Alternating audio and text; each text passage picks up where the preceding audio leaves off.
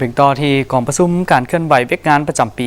2022 และทิศทางแผนการประจำปี 2023 ของกรรมาธิการบรรดาเผ่าสภาแห่งชาติ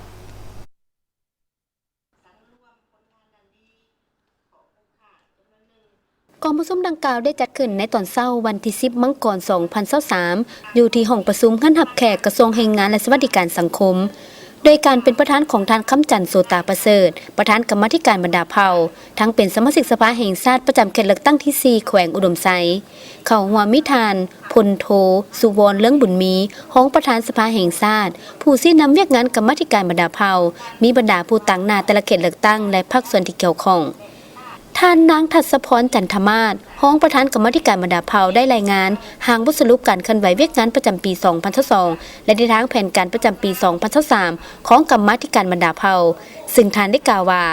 กรรมาธิการกรรมการของกรรมาธิการบรรดาเผ่าได้ถือสำคัญการศึกษาพร้อมการเมืองแนวคิดให้พนักงานราชการด้วยหลายรูปแบบจัดตั้งการเสริมซึมเอกสารสำคัญของพรรคนำพาและสุกยุพนักงานราชการเข้าร่วมเสริมซึมเอกสารต่างๆที่สภาแห่งชาติสภาประชาชนคันแขวงจัดขึ้นตามเงื่อนไขและสภาพตัวจริงเป็นต้นได้ตั้งหน้าคนครัวเสริมซึมมติกองประชุมใหญ่ครั้งที่ 4 ของคณะบริหารงานศูนย์กลางพรรคสมัยที่ 11 มติกองประชุมสมัยสามัญเทื่อที่ 3 ของสภาแห่งชาติสุดที่ 9 มติกองประชุมสมัยสามัญเทื่อที่ 3 ของสภาประชาชนแขวงสุดที่ 2ดำรัสว่าด้วยการประหยัดและต้านการฟุ่มเฟือยของรัฐบาลฉบับเลขที่ 205/ลบเฮ็ดให้พนักงานมีความสามัญต่อการนำพาของภาครัฐมีความอุ่นเอียนทุนเทียงมีความกระตือรือร้นและมีความรับผิดชอบสูงมีความสามัคคีภายในภายนอกแน่นแฟ้นพร้อมกันปฏิบัติเวียกงานด้วยความรับผิดชอบสูงรับรู้เข้าใจและเห็นได้ข้อสะดวกสิ่งท้าทายโดยเฉพาะปัญหาเศรษฐกิจที่กระทบค่าของชีพราคาสินค้าที่เพิ่มขึ้นหลายเงินกีบอ่อนค่าราคาน้ำมันเพิ่มขึ้นและขาดแคลนการระบาดของพยาธิโควิด -19 และปัญหาอื่นๆถือว่าแต่เฮาจะลงลึกเวียกงานส่วนเผ่าเวียกงานศาสนาเวียกงานพัฒนาชนบทเวียกงานการปกครองท้องถิ่นแล้วก็ผลกระทบจากการก่อสร้างต่างๆแก่ชีวิตการเป็นอยู่ประชาชนและสิ่งแวดล้อมอย่างเช่นอยู่ในกองประชุมนี้บรรดาปัญหาต่างๆที่ข้าพเจ้าได้ตั้งขึ้นนั้นแต่เรายังได้รับฟังการประกอบความเห็นตัวอย่างว่าแขวงบ่อแก้วจะว่าถึงบทเรียนประสบการณ์ในการแก้ไขข้อขัดแย้งทางศาสนาแล้วก็แขวงอุดมไซจะว่าถึงบทเรียนในการแก้ไขอุทกภัยให้แหงอยู่แขวงอุดมไซในปีนี้กับสายสภาที่เขาก็มีส่วนร่วม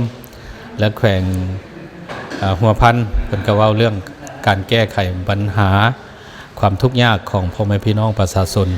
ส่วนว่าแขวงขมวนนี่เพิ่นจะยกปัญหาเรื่องผลกระทบจากโครงการเขื่อนไฟฟ้าทงลมแล้วก็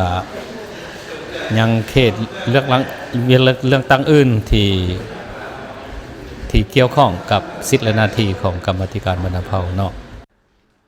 ภายใต้การชี้นำอย่างใกล้ชิดของการนำสภาแห่งชาติด้วยความเอาใจใส่นำพาของคณะกรรมาธิการบรรดาเผ่าและสภาประชาชนแขวงสมทบกับความสามัคคีเป็นปึกแผ่นของพนักงานราชการในระยะ1 ปีผ่านมาสามารถสั่งรวมได้ผลงานด้านดีของโครงข้างจำนวนหนึ่งที่ต้องได้สืบต่อแก้ไขและกำหนดทิศทางแผนการในต่อหน้านอกนี้กองประชุมยังได้รับฟังการประกอบความเห็นของกรรมาธิการบรรดาเผ่าเขตเลือกตั้งที่ 4ในการมีส่วนร่วมของสภาประชาชนแขวงในการระดมการช่วยเหลือประชาชนที่ประสบอุทกภัยและแก้ไขภัยพิบัติปี 2022 อยู่แขวงอุดมไซรับฟังเกี่ยวกับบางบทเรียนในการแก้ไขปรากฏการณ์หย่อท้อทางศาสนาอยู่แขวงบ่อแก้วจากสมาชิกสภาแห่งชาติเขตเลือกตั้งที่ 5บทประกอบความเห็นของกระทรวงเกษตรกรรมและป่าไม้เกี่ยวกับการจัดตั้งปฏิบัติเวียกงานพัฒนาชนบทและแก้ไขความทุกข์ยากในปี 2022 บทความเห็นจากสมาชิกสภาแห่งชาติเขตเลือกตั้งที่ 8 แขวงหัวพันศูนย์กลางแนวราวสั่งชาติกระทรวงภายในและเขตเลือกตั้งที่ 12 พร้อมนี้กองประชุมยังได้รับฟังการโอ้ล้มของท่านพลโทสุวรรณเลื้องบุญมีรองประธานสภาแห่งชาติผู้ชี้นำเวียกงานกรรมาธิการบรรดาเผ่าตื่มอี